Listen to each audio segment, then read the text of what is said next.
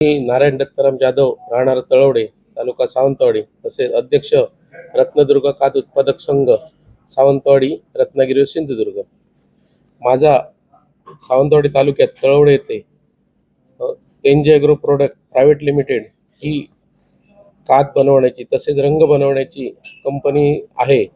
तसंच माझ्या कंपनीमध्ये 18/3/2025 रोजी सिंधुदुर्ग वन विभागाचे RFO, सावंतवाडीचे RFO सुहास पाटील यांनी मला त्या ठिकाणी प्रवेश करण्यासाठी लेखी पत्र दिलं. त्यानुसार मी माझ्या कंपनीमध्ये त्यांना तपासणी करण्यास दिली असता कोणताही अनधिकृत मुद्देमाल किंवा कोणताही अनधिकृत काम माझ्याकडे त्या ठिकाणी नव्हतं. तरीसुद्धा त्यांनी त्या मालाचे सॅम्पल घेतले व ते सॅम्पल आज फॉरेन्सिक लॅबमध्ये दिलेत, परंतु त्याचा अहवाल आजपर्यंत आला नाही.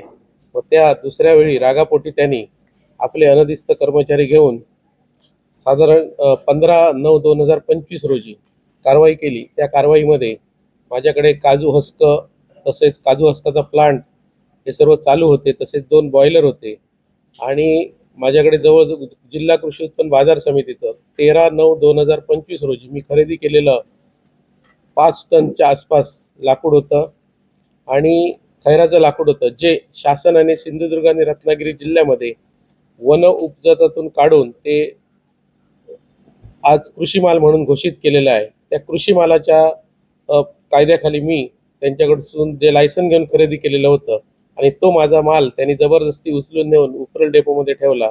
तसेच माझे 2 बॉयलर, अन्य खाद्य 250 साधारण ड्रम 50 किलो प्रमाणे 250 ड्रम ह्याचा काजू हस्काचा माल स्विच केला आणि कारखान्याला त्यांनी सील केलं. त्यानंतर 9/12/2025 रोजी शिडतुरे नावाचे अधिकारी, ज्यांना सिंधुदुर्ग जिल्ह्यामध्ये फक्त 5च कारखाने तपासण्याचा वरून आदेश होता, तर त्यांनी जबरदस्ती माझ्या कारखान्यामध्ये 9 तारीखला रात्री 11 वाजता येऊन त्या ठिकाणी माझा मुलगे दोन्ही आणि बायको यांना बोलवून रात्री 3 वाजेपर्यंत गेटवरती उभे करून ठेवले. कारण मी त्या दिवशी मुंबईमध्ये होतो, मी नव्हतो. मी दुसऱ्या दिवशी आलो, त्यांना दाखवलं. कोणत्याही आक्षेपार्थ माझ्याकडे काही मिळालेलं नसून त्यांनी जी सील लावलेलं होतं ते काढून टाकलं आणि त्यावरती आपलं सील लावलं. अशा प्रकारची त्यांनी चुकीची कारवाई केली आणि त्या कारवाईच्या विरोधात मी गणेशजी नाईक, वनमंत्री महाराष्ट्र राज्य यांच्याजवळ तक्रार दाखल केली 23/12/2025 रोजी. त्या तक्रारीची दखल घेऊन तसेच मी माननीय प्रधान मुख्य वनसंरक्षक यांना सुद्धा तक्रार दिलेली होती. त्या अनुषंगाने